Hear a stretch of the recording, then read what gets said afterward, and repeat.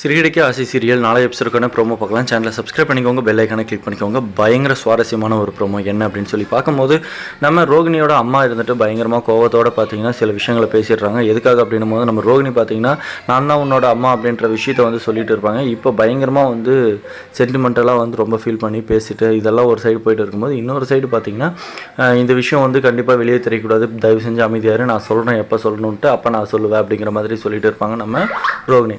அதுக்கப்புறம் ஒரு சைடு இந்த விஷயம்லாம் போயிட்டு இருக்கும்போது இன்னொரு சைடு வந்து இந்த விஷயத்தை வந்து யாருக்கும் தெரியாமல் இருக்கணும் அப்படின்றதுக்கான காரணம் என்னன்னு பையன் கேட்பான். அதுக்கும் பதில் சொல்ல மாட்டாங்க.